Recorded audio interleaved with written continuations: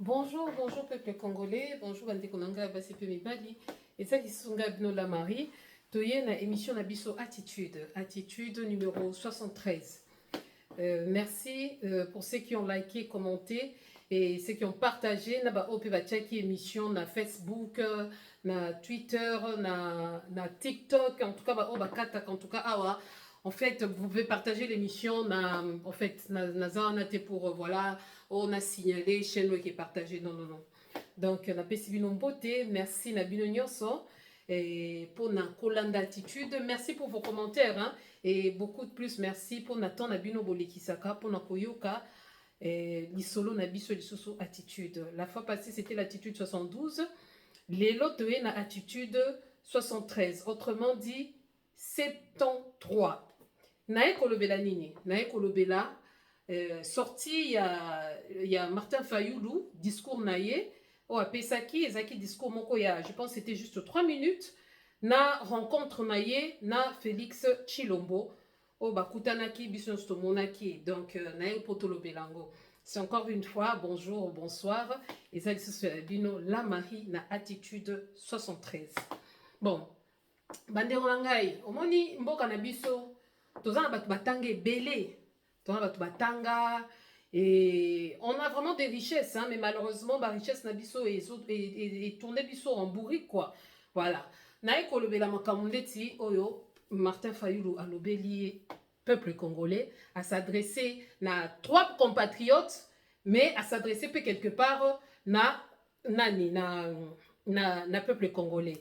Na linga qui vraiment j'ai pris le temps de écouter, de réécouter et nayoka o alobi na o alobi te na ce qu'il insinue hein, et loko nini alingi aloba esika wana ezaki discours il y a 3 minutes mais na moni donc réseaux sociaux iningandi si tu es loko iningisi sur réseaux sociaux eza rencontre ya ye na Tshilombo et ningisi réseaux sociaux donc batu baleli ba opportuniste na ba traître na moni bo leli makasi. Donc, tu as examiné allocution il y a 3 minutes, je pense que c'était 3 minutes 40. Et puis, comment rencontre naïe na Félix Tshilombo. Tobandi attitude nabiso. Likez, commentez, partagez. Et tu as opinion nabino. Mais ils allaient bien. Yo soko comprena raté. Ozana mouli mo incompréhension. Pona yo penza to sala baki plus 60. Mais ozala no kaka kizengi. Koya ko tia commentaire no awate émission oyo ezalaka bato mayele na compréhension ozomona les gens sages, les femmes sages et les hommes sages de balandaka émission oyo les gens sur qui on peut compter pour nous changer Congo à lobby mais yo soko za no fana quit wa bololé wa no kizengi opportuniste kolanda émission te sauter voilà to bandina no na discours ya Martin Fayoulou j'ai écrit pour na constater dans son discours il dit ceci. Congolaises et Congolais. Na kolimbolela pe ba maman na biso o ba yoka français bien te ba yoka na moni ba maman na biso na papa na biso na kala ba comprendre ka français bien ko le ka batu basala baba qui plus 80. Voilà. Donc ba maman biso bo yoka makambo oyo Martin Fayoulou alobi bino moko bo juger. Hein, y a bien na ya malamu, y a bien na ya mabe. Côté ni na lobi bien, côté ni na lobi malamu. Voilà. Côté ni na lobi mabe. L'heure est grave et très grave. Nous vivons sans doute les heures les plus sombres de l'histoire de notre pays. Alors, Biboui, tant eza mabe makasi, tozoko vivre tant moko ya moindo makasi ya mo lili boso na biso. Tozo vivre tant moko oye eza bien te peuple congolais, ba congolais na ba congolaises. Alors, balkanisation, la balkanisation de notre pays depuis 1960 n'est plus une menace lointaine. Il faut l'arrêter. Balkanisation, oh, tobandaka koyoka. Depuis 1960, ceux qui boquent un discours, il y a papa Emery, Patrice Lumumba, Alobanini, la Belgique veut balkaniser notre pays. Depuis 1960, balkanisation, bobandaki koyoka ngona sango. Lelo tokobi komona ngona misu. Et komi ya komona na boye. Yango wana pona il faut que ça nini il faut qu'on arrête yango il faut qu'on stopper balkanisation wana il faut tout ça la nyonso pour balkanisation wana et ça les maté oh mindele batanta ba meka ngaku tunakozonga lisusu depuis la conférence de Berlin pe ezalaka kaka pona makambo ya Congo oyo bandaki kosala yango lelo eza lisusu menace te ya musika ekomeli biso na porte ya ndako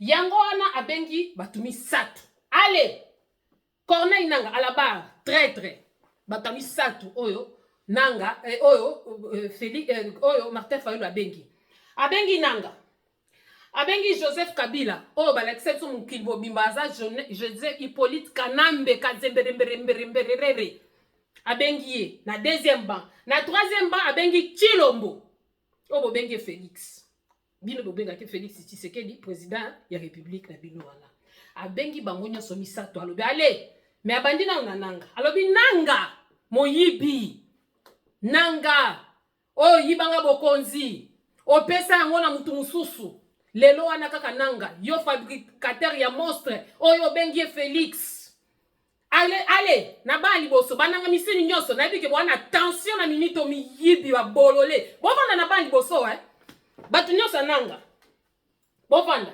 alobi cessez d'être complice de massacre de nos frères et sœurs tika kozala complice donc esika bazoboma ba congolais yo tika otchandeti moto po ba boma lisusu ba congolais donc Nanga oza parmi oyo Martin Fayulu alobi pe Martin Fayulu kaka te biso nyoso pe tolobi iyo oza traître ya moni tika kozala complice ya koboma ba frère na ba sœur bandeko na biso oyo zo silisa kuna na este osilisi bandeko na biso ya Goma Ruchuru Bunagana nyonso pona ki traître na liboso ezalaki akokamata ba élection oyo bino moko bolobaki que non bon ezalaki au vrai sens du mot et je dis que Macron avait raison de dire que ezalaki compromis à l'africaine tika kobomisa peuple congolais peuple ya Bukavu, peuple ya Goma, on doit assujettir les lots. Oh, boza ko boma malgré que normalement, ceux qui boza koune fallait pesa là, mais les lots boza ko si sa génération bano à 15 ans, 16 ans, boza si sa bango, pe bozali ko remplacer bango na ba Rwandais. Tika kozala complice. Alors bi, cesse d'être complice du massacre de nos frères et sœurs. Cessez de livrer notre sol et nos vies, nos richesses aux forces étrangères. Nanga, tika mabele na biso, pe kita ya mboka na biso nyoso, ozako sala ngo pona bakare minier. Oui, po alobi awa, notre sous-sol et nos vies, nos richesses aux forces étrangères. Po nanga sorti na ye. Bino moko po ba témoin, banangi mbua na bananga nyau, boyebi, nanga alobate na ye ko sauver Congo. Nanga alobake non. C'est pour les carrés miniers de Azoka problème na Félix. Tobo ça n'a pas été même nanga na lobby. To chaka Fayulu te po aza extrémiste. Autrement dit parce qu'il est sérieux. Bobo ça n'a pas natangwa kalabaloba ke mboka wana soki mwana ya mboka. Natif donc autochtone na zubo konzi et que ça la bien te photo chaba étranger. Donc nanga tika kozala traître. Ozobo misisa jusque là à l'ongole nationalité te. Aso tiko kaka. Que aux Congolais, entre guillemets. Sol nabiso, petit kako pesa kita nabiso ya mabele, sous sol nabiso, pona ba sengo na yo, pona ba carré minier, donc nanga bomaka ba Congolais, pona ba carré minier. Ezalaka te o pona o po alingi Congo mingi, atandenga zolo bakeno, nazoya kolongola Félix, ezalukuta. Azolongola Félix, azoteka ba force étrangère dont M. Martin Fayulu fait allusion, c'est le Rwanda. Asangani na M23, oyo ezali armée rwandaise, Mikili Mobimba, France 24, na lona, na lifelo, na ba ange, na ba démon, ba yebi que non M23, ezali ya ba rwandais, le chef c'est qui? Hippolyte Kanambe Wakazembe. Voilà. Alors, les sangs congolais ne peuvent plus couler avec votre complicité. Makila ya ba congolais et que ki kotanga lisusu te po yo ozako occasionner ango po yo ozali wana yo ndozako permettre makila ya ba congolais ekufa wana ayesinanga alobi nini aucune ambition ne vaut le prix de la souffrance de tout un peuple. Ambition mon côté. Donc, comment on dit ambition na lingala nzambe boko edengai, hein? Ba ambition mon côté, ba ambition surtout lokoso na kana yo eza lokoso tama, mutema duku duku wana ba kare minye. Ezo valoir te po et donc eza raison te po bomisisa peuple mobimba. Nanga. Na ebi ke bato nanga tension ezo mata bozala ka bato liboso ko tuna ka bato tension c'est fion. Bino lelo bolalite ba lokoso mi yibi. Fayulu penza en tout cas maman na botaka yo. Donc ba vanda ki wana penza ba si ba yebi ke no triangle ezo leka. Triangle donc ke leka pa Kanambe nanga Chilombo. Fayulu ya sopi mabele na kati ya makoso be ba lambaki. To ke malembe hein. Bato nanga Président Nanga, yo mutu normal. Ok, de cause la cima, il y a un traître, un killer, un assassin, il y a peuple mobimba. Mais on doit soutenir Nanga. Ceux qui l'ont consulté na ki bo zoba, na ki bo taou, ça n'a pas de nom. Il y a quand même traître, ne ba cima Nanga. Na ba opportuniste, mi yibi, ba rata vie. Ko rata vie na ndenge belé, o koza na mbongo mo rata vie. Boke le ko nani siko ko rate via wezala kanini ko rate via za te ka ko zanga okoza na mbongo mais on rata vie voilà. Et puis alobi nini abengi Kanambe aucune raison même stratégique raison moko tata stratégique donc lo lenga no zoke ndeko kota butu na Goma o stratégie boy na boyoza na stratégie te oza na stratégie te oh je reviendrai. Je vous dis pas au revoir, je vous dis à bientôt. Une stratégie en Guanat. Ok, au côté na kati ya Goma, na ba char ya ba Rwandais, ne ba yaki ko accompagner Paul Kagame nde aya ko accompagner yo na kati ya Goma wana, mais aux fils du pays. Alors binini, aucune raison même stratégique ne saurait justifier une collaboration avec ceux qui déchirent notre pays. Banan bazo déchirer pays na biso Paul Kagame. Alobi eloko moko te ataku tu stratégie et que kiko tinda yo te pour na sauver Congo, il faut na kende kozwa Kagame pour te libérer Goma. Il faut to kende kozwa ndenge moko pe na bolole ananga oyo, il faut kende kosangana na bato M23 pour ya libérer Congo pour longola Félix. Boyoka bien bo fongola bakutu bato mayele boyoka. Bato babengi te bato babaki plus 60. Nazo benga bato ba na compréhension pe sagesse. Alobi ata stratégie mon côté. Et qui koloba que non pour sauver le Congo, il faut tout sangana na ba Rwandais pour ba ya ko bengana. Na lobi net yo penza Willy Ngoma, yo soki Willy Ngoma, na dénombrement wana o yo komi ko sala na kati ya Goma Ituri na nani ya peso permission wana. Na identification nini yo komi ko kamata batu, donc tu juges selon toi que ceux-là ce sont des étrangers bazonga Rwanda beba en attendant bozo zwande siko population Rwanda donc bande ko ngai baza ko remplacer biso na Goma wana. Yo Willy Ngoma, Willy Mbunda, yo Willy Mbunda. Yo bande na ndenge nini o banda ko olobi donc stratégie tozongi si ba tuti to koti si siko o bozo koti sa wana nde ba congolais ba vanda ba millénaire na Rwanda. O bozo kokoti sa wana o baza ba minu baza soki ndenge nini nde ba congolais o ba vanda na Rwanda. Peuple congolais est à passer. Eza passi. Tokei. Donc stratégie mon côté eza wana aucune raison même stratégique ne saurait justifier une collaboration avec ceux qui déchirent. Ko déchirer za ko kata mboka na biso. Ko déchirer za ko bebisa mboka na biso. Ba o bazoboma. Kanambe, raison mon côté soko lingaka congolais, raison mon côté que tinda yo ke o coopérer na Kagame, o kota na ba char de combat ba Kagame, po o ya koloba ke non na lingi na sauver stratégie na yo. Non. On ne sauve pas le mal par le bien par le mal. Non. Tokei. Je vous exhorte na sengi na yo de quitter Goma. Bima na Goma. Pona nini? Pour Fayulu a remarqué que na Goma wana ne esika oyo Kanambe azako yokana na banguna oyo baningi ko kata mboka parce que au début allocution Fayulu ebimi pona nini pona balkanisation eza pona eloko mususu te amoni ke balingi baya ko kata mboka yango na eko beta tangwa congolais etelema bandeko ozomona bino batu boningaka masese tango olobaka masese ya Salomon oh mama wana botaki mwana siko ya lobito boma obieto kata bona, sans oublier que mutu oyo azoya kosenga bango c'est celui dont on a volé l'élection. Donc mutu oyo ba utilisaki oh ba yibaki peuple élection oh peuple aponaki na élection 2018 neye lisusu azoya kosenga bango bandeko tala boye na boye tokokende toke malembe.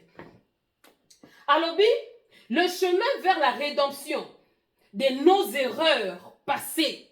Nzela pona ko sikola mboka na biso bien pona ko remédier, ça veut dire pona ko bongisa ba erreur na biso. Alobi nos erreurs, amitie moko na kati. Alobi te vos erreurs amitie moko na kati. Nzele zakaka moko. Comment? Je vous exhorte de quitter Goma, cette ville martyre, aujourd'hui occupée par la complicité des forces ennemies. Ba forces ennemies, ezanini, ba Rwandais, ba Ougandais, mais biso Rwanda kaka, biso torokiza kaka Paul Kagame. Torokiza kaka Paul Kagame kaka. Ennemi na biso liboso, Paul Kagame, yenda yeba siko na simane banali bazali. Donc raison mon côté kanambe, et que biso que nos sokoza compatriotes, okende ko sangana na ba Rwandais, pour oya ko libérer Congo. Attaque des stratégies agissantes, papa. Fayu la lobby stratégie wana et amakasi mingi. Ozaka ka criminel. Voilà. Alobi nini? Oroki ko sangana baninga oyo bazolinga batu oyo benemi banguna mboka. O balinga ko kata mboka, ko déchirer. Yango wana exhorté, to sala nini? Je vous exhorte de quitter Goma. Fayu la zokanga ba pona ni azobise ke ko ayebisa yo jamais de quitter Kingakati. Mais émission Goma, pour ayebi que non, les plans machiavéliques penza ya kokata balkanisation. Eza lisusu na musika tenenga lobaki na liboso na ibande la koloba. Et komi eloko komi libiso na zolo. Longwa na Goma, po bazolinga kokata Goma wana basala empire rima tuti. Nde eloko yenga kosalema. Ale bima na Goma yaka awa to solola. Yaka awa. Longwana nukuna ta stratégie yango ke no yo ngyo bandana Goma et puis ozwa kisangani na ba bolole ba Congolo ba tele makate ozwa place nyonso jusqu'aux extrémités ya Congo. Stratégie nezana no Goma. Voilà. De quitter Goma, ville martyr, moko ville oeza martyr, banduku wetu ya Goma, tunayua tabu moko naona, tunayua ule kanamba ishaenda kule, mais depuis lingia kule, beko na uwa, kila siku beko na uwa, batu ya Goma, batu ya Kivu, batu ya Ituri, beko na uwa, mais normalement, kama Kabila diku ya sima tie kimia, leo il fallait pas batu ba uwa, mais combien de jeunes, bien ngapi ule Kabila, eko na uwa, kila siku, na complicité ya nanga, partenaire fiable yake ya sasa, isha kwa njo nanga. Beko na kamata batu beko na enda de force. Vous devez aller au meeting par force. Soko ye okete, baye batage na porte na ona butu baye ko boma famille mobimba. Donc stratégie wana, fayu la lobby que non, aucune stratégie est valable. Pour que ne koyokana. Ozo kota na char ya Kagame, na ba Museveni nde bazo ko accompagner yo na kati ya mboka na yote entre na kati ya mboka no moko entre guillemets. Et puis alobi nini?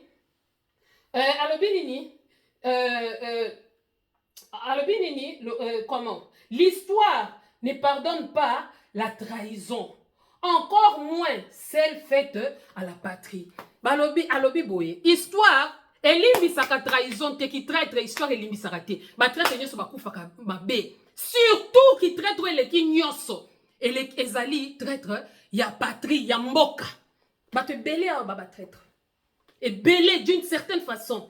Yamana peuple congolais, vanda na liboso na yo moko. Mituna na trahisa Congo na ndenge nini. Misusu ba trahisa Congo kana koloba.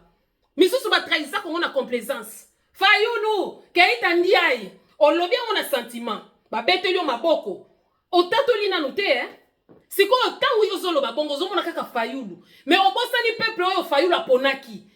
Olobaka keno keita ndiaye. O discrédité mutu. Batu nyonso pe batali mbwa nyonso baloba ke non aza sénégalais. C'est maintenant si c'est par la voix de Fayoulou, si par hasard que c'est par la voix du Fayoulou, oh bino bo tretaye, oh yo obima ke non ngane na pesa ke komba ke itandiaye lelo e komi milelo na mitema na nubo tatolité.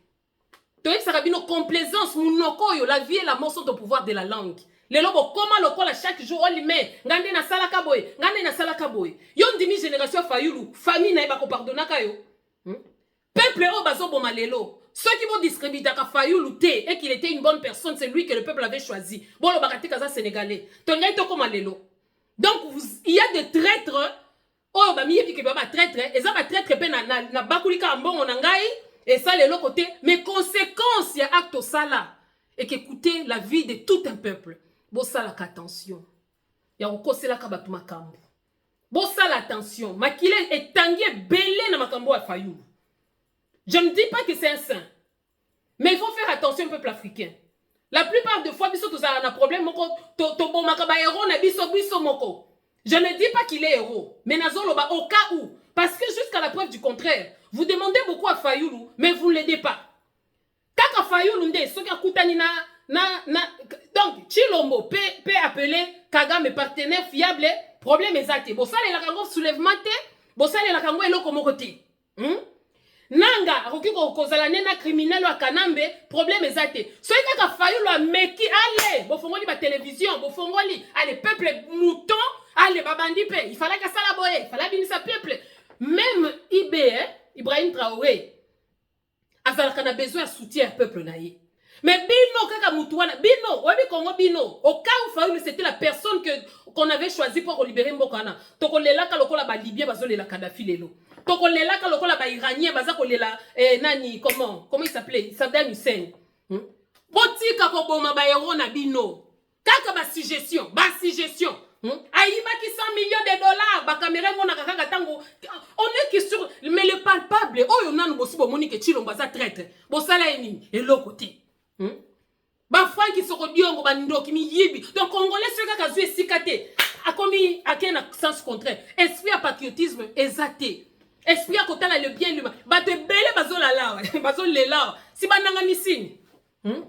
Donc pour vous, Fayoulou il fallait qu'il ait asangana na tant aleka ki na TV5 alobi il est prêt à sangana tana Kagame pour na mbia mboka. Bobekeli maboko bato nanga nyoso bazala ki nanga na Fayoulou président Eli. Awa sikoyo a beti na ye match retour akeko kutana na Félix akomi siko traître. Pona baluba ba taliban azongi congolais alongo sénégalais. Faites attention, la complaisance. Complaisance. Loba mutuna loko asali. O asalité ko bakisakate. Et ça c'est une leçon que moi j'ai toujours compris. Na loba ka mutuna mabe na ye. Oh mutu asalité na linga ko bakisate jusqu'à ce que je vais vérifier. Caméra. Ba caméra mona kaka ya Fayoulou. Ya Kanambe mona nakate, ya Nanga tango traisaka peuple mona kate, ya batumiso se mona na kaka na likamba Fayoulou nde ba caméra nyosa mukili entier, FBI nyosa fongwami pona Fayoulou. Complaisance mais congolais hein. Pona ba miette. C'est pas possible. Donc alobi que RSI est coquille, hein? To sala nini po to dialoguer boya to solo là. To bongisa ba erreur na biso. C'est le dialogue et pas la compromission. Je vous exhorte de quitter Goma, cette ville martyre aujourd'hui par les forces ennemies. L'histoire ne pardonne pas la trahison, encore moins les traîtres. Ache wana ibisina ni Kanambe, alobi longwa na Goma. Place ville martyre, place aussi au bomi mingi, à part ma fausse commune, à part nengo déclencher guerre, pour yo sikoyo bima, et pompiers ceux qui pompiers pyromane, yo moko mo bomi batu, yo moko mo suki si batu, kaka yo moko bomaka, kaka yo moko lingo ya ko sekuisa. Non, ça passe pas, ça passera que pour les idiots, monsieur Kanambe. Oyoki, voilà, oui die. Allez, tokei. A bengi Chilombo, alobi Chilombo ale yo yakao, Félix.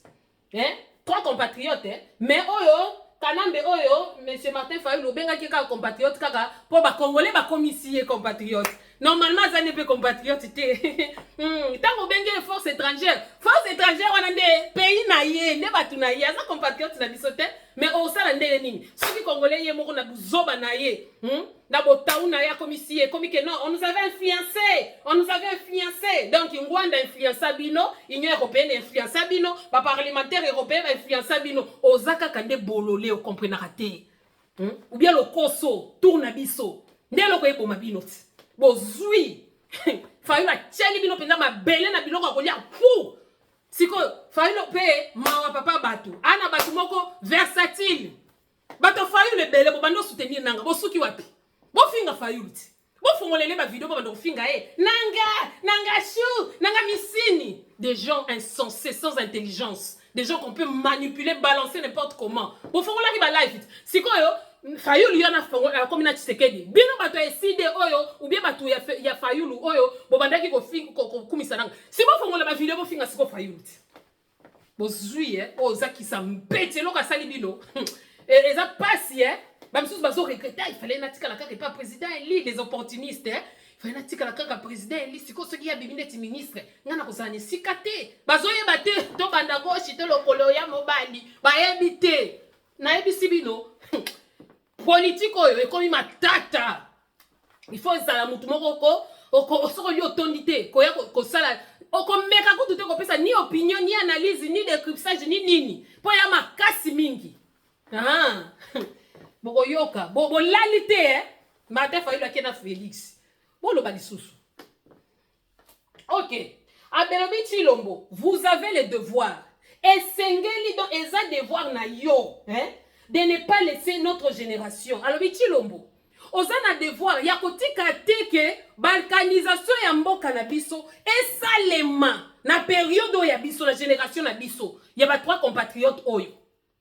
Tant que ba trois compatriotes, to bossa na teke non, moi na mon Samaria, Soriano, les Tanzaniens, passeport na ezo leka partout, ba voyage na ya ba février awa, abandai ko leka, abandai ba taliba ba matata ba bimisi passeport na yo abandai ko tambola awa na ba janvier ba février ba ko tambola nyosa tambola ezalaka na passeport congolais te eza ya soki Zambie soki Tanzanie, sans oublier que ya zawana, sans oublier que Vital Kamerhe waka muyibi azali wana, sans oublier que oyo soki Azarias Ruberwa ministre de décentralisation ya kataka nde bato baza sima kanambe. Donc c'est pas possible peuple na biso. Alors bini ni kotika te que kokata na mboka na biso ezala na période na biso. Non. To sauver mboka. To arrêter balkanisation. En fait ce qui a fait sortir Fayulu ezali balkanisation a moni que balingi bakata mboka. Ozomona. Vous avez le devoir de ne pas laisser notre génération être celle qui aura vu le Congo désintégré. Voilà. J'en appelle à un sursaut d'honneur et à la responsabilité. Je veux vous voir. Nalingi komona yo. Ngai mutu boyiba ki pouvoir. Ngai mutu bofinga ki keita ngai. Ngai mutu bo describaliser ngai. Ngai boye na boye. Na kozela te yo ya vers ngai. Ngai nde nazo ya vers yo. Na lo baka discours na okende te moulaï. La grandeur entre l'humilité et l'orgueil. La grandeur c'est dans l'humilité. La petitesse c'est dans l'orgueil. Vous comprenez? Je parle, il y a discours à Fayulu. Je vais vous dire, j'ai rencontré cet homme, la personne de Martin Fayulu. Politiquement, peut-être pas. Mais Nabo Motoboy, vendez à 5 minutes, vous verrez les valeurs qu'il incarne étant qu'humain. Et pour ça, j'ai du respect pour lui. Mais politiquement, n'a évité. Parce que politique est une démagogie et tout dans ma mais moutata comme il a côté moko boye mais na suka bo motone zongaka. Or moi na muke bo motonaye et bandaka depuis bo mwana. Maman m'avait dit de ne pas toucher à ça. Maman m'avait dit ça. Maman m'avait dit ça. Maman c'est tout bana mibali. Donc éducation maman nae Maria. Et mon nanaka atana kimkolo que c'était un garçon bien éduqué. Par contre ne mwana oyo pe ba éduqué qui est bien té. Donc la Chilombo, c'est un garçon mal aimé. Martha lingaka mwana anate. Martha la ki seka kozala buta, kozala ka sima boena boye. Ce n'est qu'une parenthèse. Voilà. Et c'est que ngana zoya kotala yo. Wana Martin Fayulu wapi. Martin Fayulu qui était le président élu. Martin Fayulu babengi candidat malheureux. Martin Fayulu au peuple apona qui nasi ambula. Martin Fayulu oyo nanga iba ki bokonzi ya peuple. Alobi que non, il était radical. Des places babenga ki kaza radical, ne bamakamba boye. Donc, on a commencé au boy tribalisme, au boy kimoyibi. Tu veux pas fléchir, babengio radical. Il faut à la corrompu, le la Chilombo, il faut à la traître, le la nanga, il faut à la mobomi. Nebo babanga yo, il faut à la manduki. Voilà. Quand tu as la telle époque na biso, oyangana yo, total la boy, total la, que Congo na biso ekende. Jusque là, Martin Fayulu, Congolais. Félix Congolais. Donc, bino bolibanda ko linga que Martin Fayulu a kenende ko tala. Oyebi politique mboka wana. Bango nyonso ya neti ba demo na kati ya lifelo. Mais na demo mukila mulai. Demo mukila mukuse. Na demo oyo azana mukila na fourchette na maseke ndeka nambe yende wana. Et puis, tozo kinela na discours, hein? Je veux vous voir. Nazo ya kotala yo na kozela to ya kotala ngai. Eloko wana ça dit beaucoup, hein, mais ba bololé ba comprendre té. Alobi, hein, na ya kotala yo. Non pas pour non pas une valeur, non pas pour une valeur ou pour une discussion. Non, pour une discussion nani et que ça là sans semblant, tout ça la semblanté, hein? Et sans compromission. Nazoya kotala yo, tout ça la semblanté kaka to yambani ndeke ba yambani wana. Sans compromission, hein? Ote ba pesa qui est 50 milliards. Ba caméra mona ki tengo ba pesa ki tétété. Nazoya kotala yo. Po totala ndenge nini tokoki ko solola nanu. To solola nanu entre biso. To meka nanu. Et comme ezaba crime ko pe ya désespoir. Nananya Martin Fayulu et un petit désespoir. Choix exacté. Il n'y a pas mille solutions. Ton mécana ngana yo.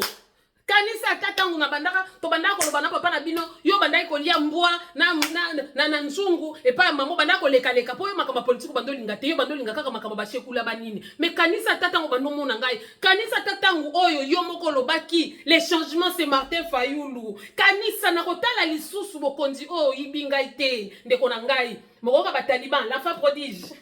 Martin Fayulu en fait il a compris. Entre Tshilombo na Fayulu, qui est l'enfant prodige?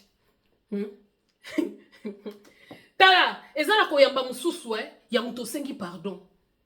Oyo, comment? Oh Jacob ayaka koyamba ayaki koyamba c'était son frère c'était Isaou. Ayaka koyamba ya na yebike na yibaki bokonzi. Nde ba brasso bomoni Félix okakangi penza.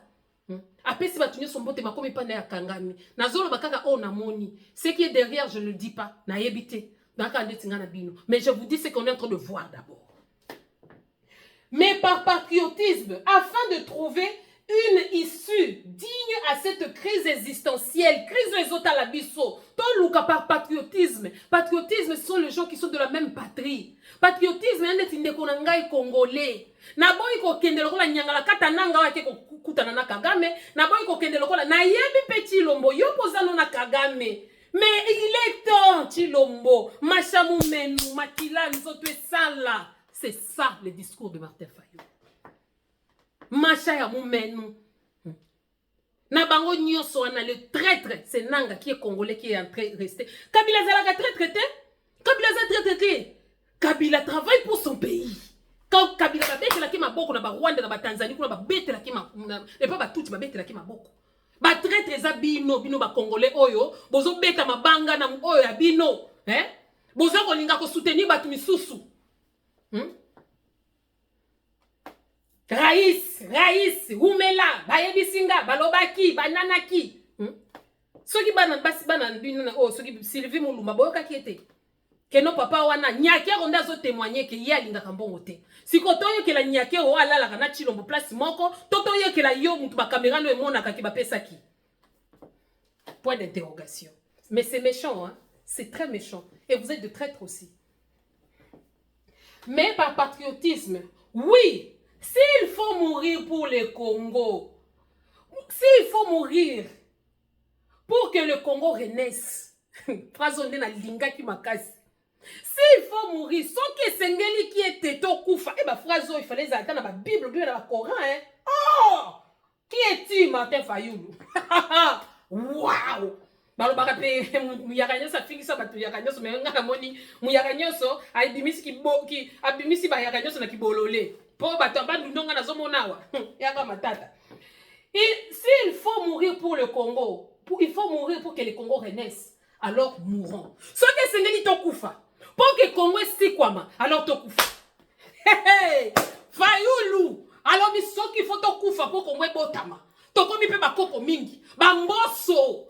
Ba soki banani ba bati lukwebo. Banani to Koufa pour Congo ya sika e botama. ndeko na ngai phrase wana penza zo sabino eloko te phrase wana ke ndenge moko te ke non tokufa pona ekolo eza yango te soulèvement populaire na mboka wana eza yango te non il faut comment français ça na ba degré si il faut mourir ceux qui sengeli ki tokufa pour que Congo ebotama alors tokufa alors mourons ensemble donc na minute oyo c'est censé que bato ba votaki Martin Fayulu bato bato Tshisekedi bato anani bato o nyoso baza ba lobby ke biso to ngaka Congo ceux qui futo kufa pona Congo ta yango il faut tokufa mourons et ça soulèvement populaire té et ça une façon de dire au peuple congolais que botelema hein vous comprenez qu'en retard mais problème est ça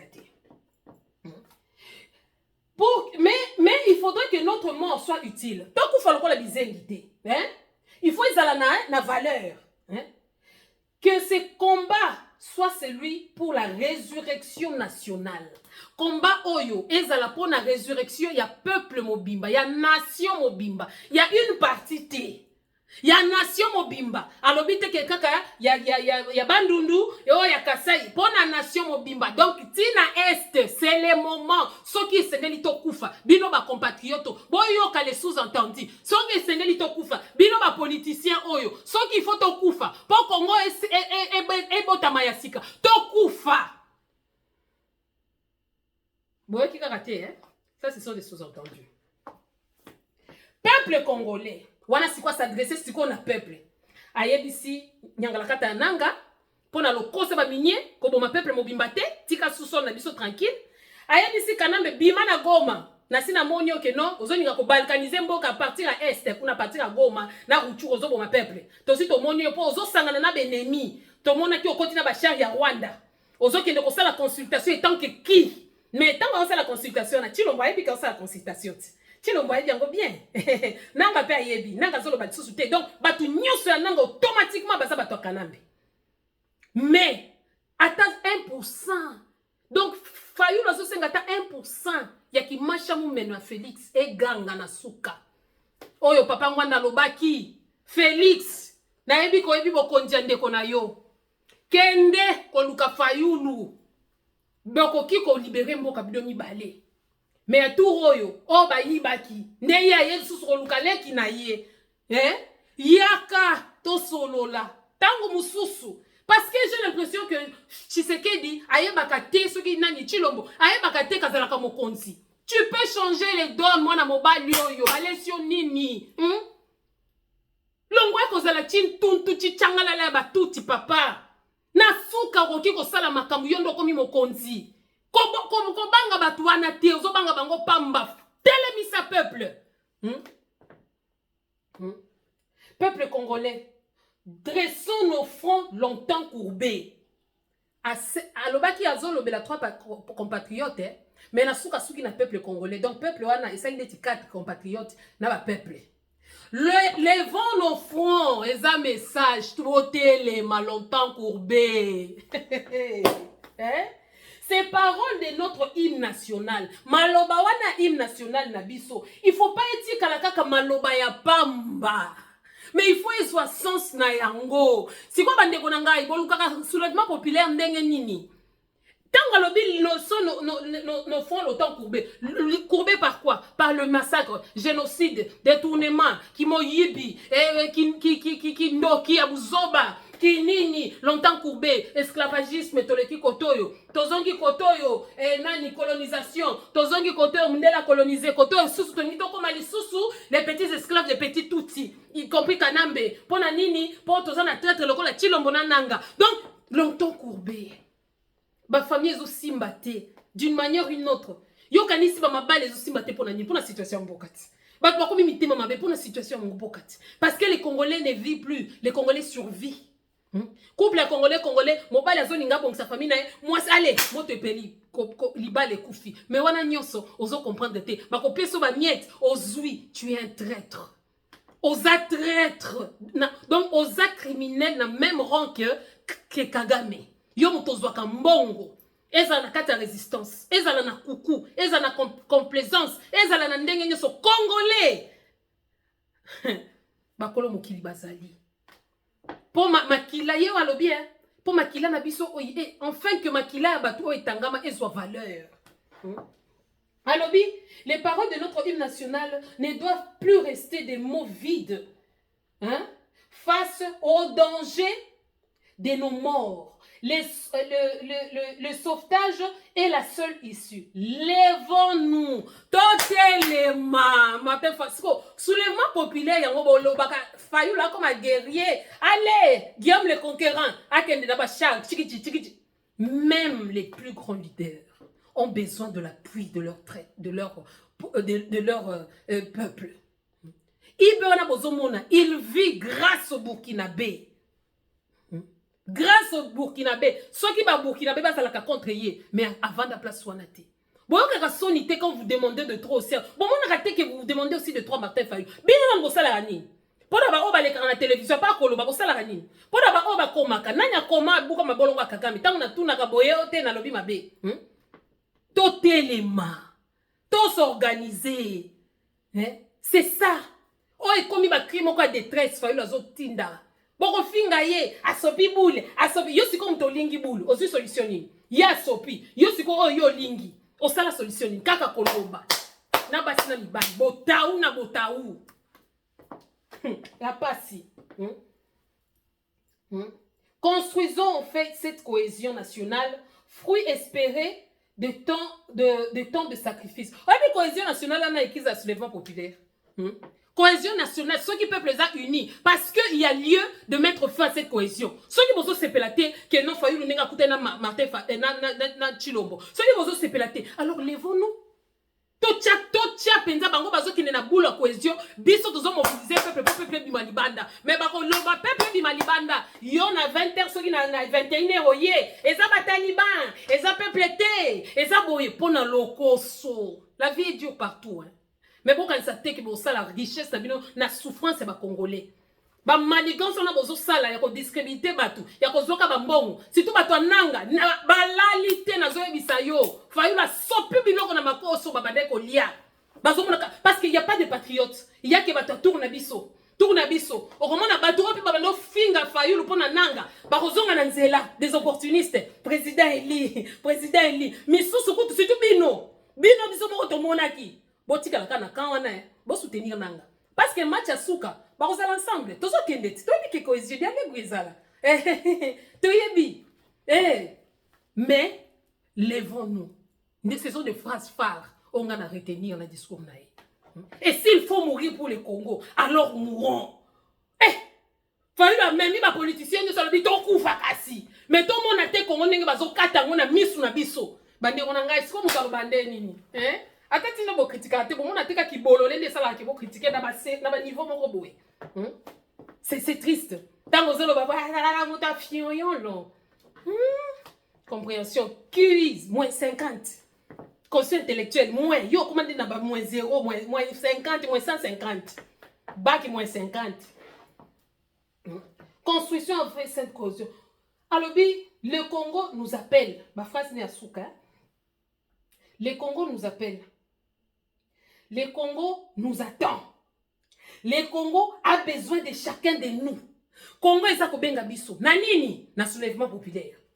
Congo ezali kozela biso. Na nini? Tozo ba solution bien y compris bango ba politiciens ba kende na cohésion. Biso Congo ezozela biso kaka na patriotisme.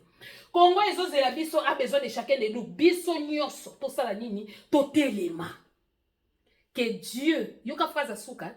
Que Dieu bénisse le Congo et son vaillant peuple. Papa, ba vaillant ezalaka ba guerrier. Fayu la senga peuple on a que boza ba guerrier. Botelema, que Dieu bénisse le Congo. Oh ba benga Gédéon vaillant, abunda na nute ndenge fayu la considérer peuple congolais. Alors bi vaillant peuple, siko mutu alobaka ndenge nini. Boye bisanga nana. Naebi ke bato nanga bazo lela ero des opportunistes bato ba rata vie. Arata vie na Congo, arata vie na poto. Donc solution à souka kaka oka pona jeep. Mutu ye wana zo sala tala be monsieur belé pour ba kabele kaka jeep. Ah non. Donc Congolais pesi valeur jeep koleka bana ba bébé o bazo kufa na Goma. Congolais a préféré à trahir peuple naie pe pourvu que ya zo ba miette. Mais surtout on a mona na télévision. Bino pende na sekra bino. Bobonga kate. Wakaka flou. salité. Na mona ka mutu obi batunyo so befisanga o aliaki mbongo na talaka na vini soka bongi mutu abonga okomona ata na bilembo mkie tala obi tsege bobutu oka poso ya papa omoni poso lobi papa ala la kalibanda o amona kalibanda metala poso bati lukwebo mboso poso na ba traître on amona kawa o kaka mutu flou elonge comme lokola zabolo. Mais où ayi bakati? Moi où asala kabwe na basi na mibali. Tinate, complaisance, compromis. Mais vous êtes riche en critique, mais là en pratique. Riche en critique.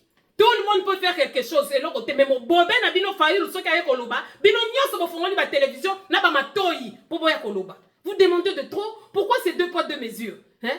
Kagame Félix a même là qui bino Kagame tina kata mboka wana. Hein? Partenaire fiable, bossala soulèvement populaire, bossala te. Et à passi. To zelaté. Ceux qui m'ont accoufiné, to comment qu'on les mérite le monde lelo. Je ne dis pas qu'il faut c'est ancien. Mais au cas où to beta kepe masasi ya lukuta. Est-ce que vous n'avez pas poids wana? Hein? Bino batu pesa comme keita njai. Au cas où c'est Fayoul qui devait ko bongisa Congo wana. Au cas où na lo au cas où. Au moins nakate que poids ya massacre tezo continuer lelo eza po yo binisa kaka phrase amuke ke non ke itandiai nan botatolité. Au cas où caméra na yo e mona kaka Fayoulu loba boye po biso to koleka boye parce que ba chef ya déviation information ba makasi soko ki congolais ya on a lobaka les gens ba bundaka bitumba moko immature. Olo bundisa Félix Bundisa Félix comme chef de l'État, Ozo Bundisa Félix pour vendre qui en Belgique, pour vous dire qu'ils n'aient ensemble, pour non, ça c'est être immature. Mais na souka, solution à souka, na nyoso wana, et ça soulèvement populaire. Oyo Fayoulou a lobby d'une manière discrètement, parce que ceux qui t'ont qu'un validé mon sousou, même Félix ne s'attendait pas que Fayoulou a quoi c'est que non je vais venir te voir. Et elle tu possible pour préparer l'on a bien non aïe kuna mte mais c'est le soka.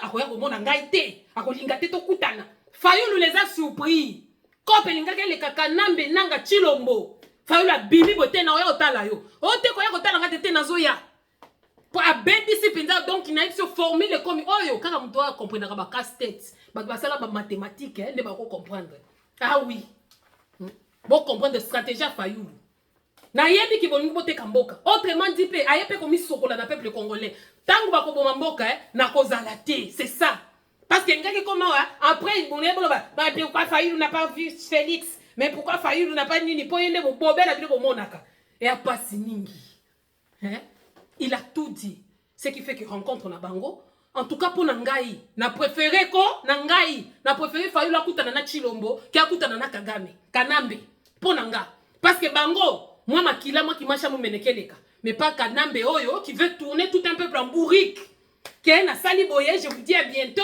na luka congolais maele na mona te na mona ba congolais so bizengi nga muto maele sikoyo na sina pelisi moto kaka ngande na koki ko boma moto wana comme congolais za wana complaisance bilobela kofinga batili bino ba distraction belé mais bosaka kawana quand est-ce que vous parlerez un seul langage parlons congolais.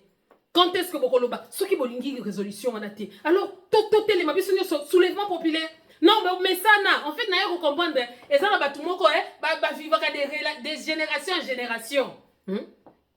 Les lobes fini Kabila, le bozo la Kabila. Pour nani bino bozo va transaction en bongo, vous allez construire des maisons que vous n'allez pas habiter et vous ne serez jamais satisfait. Malade ke kota na banda kuna bino liwa kufa et ke kota na banda kuna bino à moins que vous sala kangote mais o nyosa sala ka complaisance na makambo ya mboka loba ba ba kufa na kongote loba peuple les kufa na nzala te loba ba bengisa libiso bana te ndenge tozo mona ta na ba réseaux sociaux o tali raisonnement ya mwana mwasi mwana mobali o yo moko komi o ki na mawa bato bazo kufa oka ba proverbe moko elengi nani ba proverbe moko motema congolais oka elengi oka congolais elengi akozala congolais zalaka lisusu nini soki identité na biso ba nyatango mambete pa ba rwandais siko esengo eza nini esengo ezalaka nini peuple congolais totika complaisance totika bozoba totika kimoyibi depo banda ko yiba otonga banda ko combien soko tonga ngo bien malaki osalela ngo nini est-ce que oza na bonheur Oko vanda kaka bonanda moi ça ba hôtel kaka incompréhension zo batema kila Congo et continani bomengo. Le bonheur c'est dans les petites choses et dans l'honnêteté. Yango muna ka te belé mbongo kaza mbongo belé mami bois qui na fenêtre.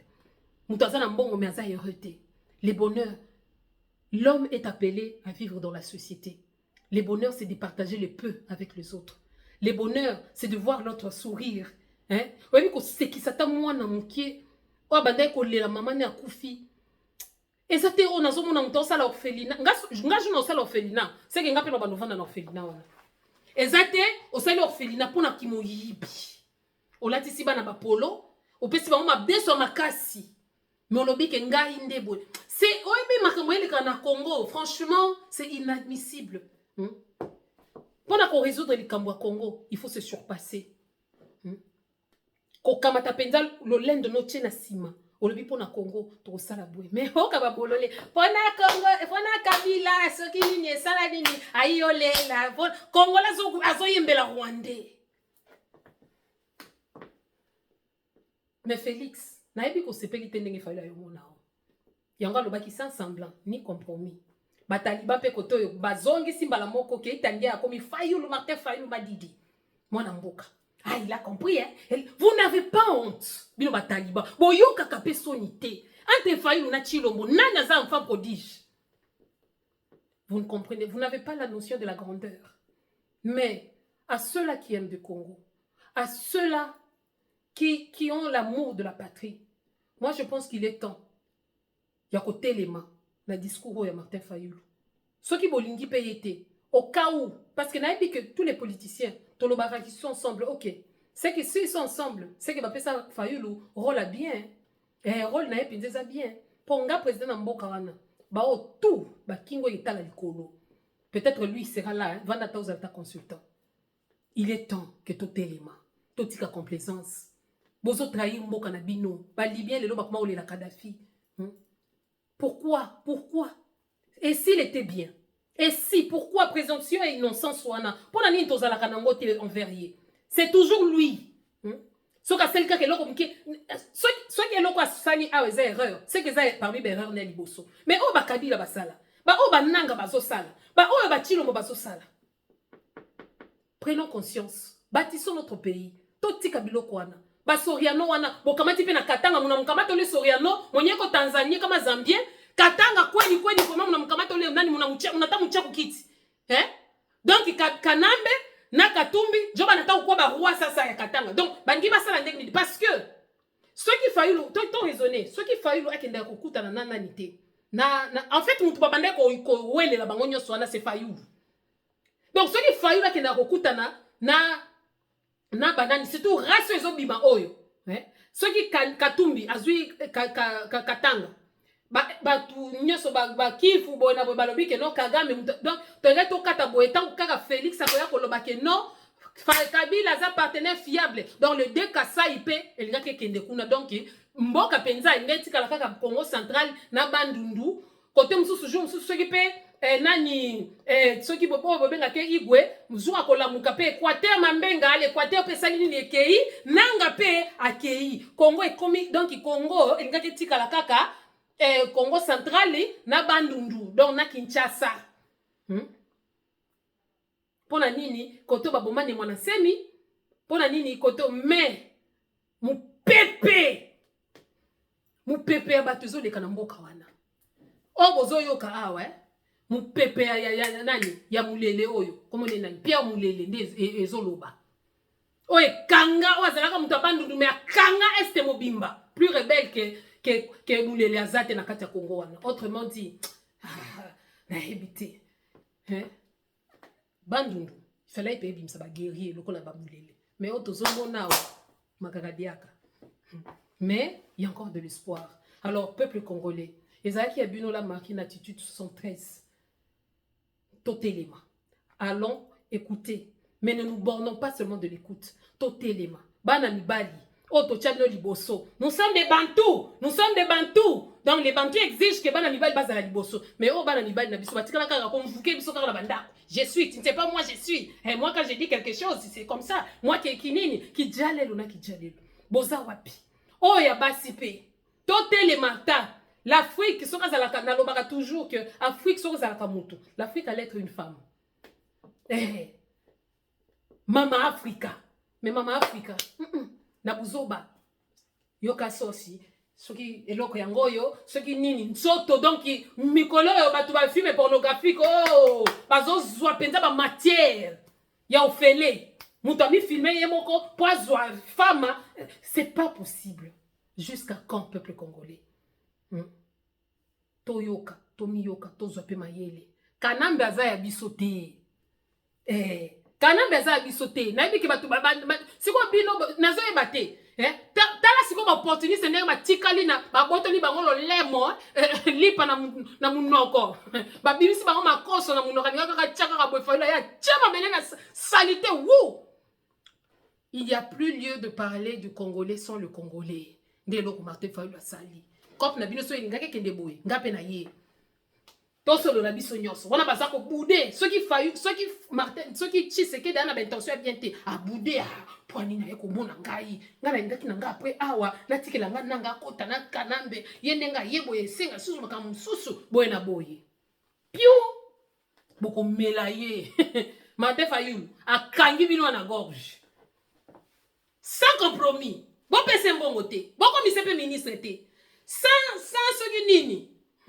na ye pa patriotisme nyango aye alors peuple congolais il faut koyoka mutu ce qu'il a dit et ce qu'il n'a pas dit qu'il a sous-entendu yango ngai la Marie na ye kopesela bino yango na attitude 73 likez commentez partagez bokata pe kane bokataka on est ensemble c'est le peuple qui doit gagner il est temps jusque là Félix nani Ngwanda de son vivant ma miso ngeke kitae soki lelo bat baza ko banga ko kutana na Chilombo oh Ngwanda de son vivant avait peur il aimait Félix yemoko atike ko benga témoin na étranger abengie bo kanga mwana wana c'est que mwana ya biso ayibi buku lopangu bo plaquer na sol bo kanga bo toleka ka buku wana pays wana wazulinga kotika ba déchirer Ngwanda de son vivant voir Félix na Fayulu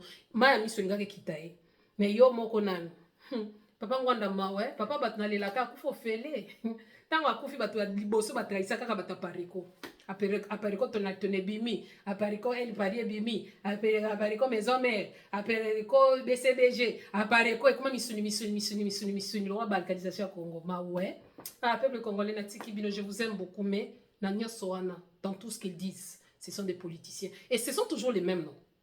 Hein? Pourquoi Zaka va comboana? Il y a un enfant dans le lobby qui nous convoit renaître. Bah, tu me soucies pas au pouvoir. Tozala kanate kaka katumbi, kanambe, Félix, Fayulu, boyena boye. Fayulu a ndimi ko zala kamikaze ya touro ya lobby. S'il faut mourir pour le Congo, alors mourons. Quelle boule. Merci beaucoup. Likez, commentez, partagez. Sokozaki zengi. Oya wate. Po olela no commentaire na musapine ye komana nga ofele mais na ye ko senga bana grand Kasai ba congolais ezate on aza soko yoki muyibie naza muluba mais oza traite pour ça la kana kanambi ba yedi sakabiso ba radio nini oza muto service à renseignement naza ngana linga kakabie Félix Tshisekedi ok mutu chaque jour naza muluba mais c'est que nos frères Kasai font c'est que les frères Kasai étaient compatriotes rwandais bokosaka bato bokosaka ba msusa donc sona monyo na nzela le kapona ko sopelo soyi moko soyi wana eleki na vene. Merci peuple congolais, on est ensemble, partageons, likez, commentez et surtout peuple congolais, prenons conscience, levons nos fronts l'autant courbés na ba Rwandais oyo ezata batu misusu te ba Rwandais ne ba courbé biso mitu boka ba pesonit batu bande o mona biso danser na mukongomani lelo ko wanda ko miloba muko banyama tutamichinja tokosala bino boy bande ko bino bazo kufa na este yozo oya awa ko pelisela ka batu ba life ya buzoba po bazo promettre ba ndaku boy na boy ya mbo aka kubuka tane boza tala biso l'élégance nakata ko salela mboka esengo un cœur heureux rend le visage serein.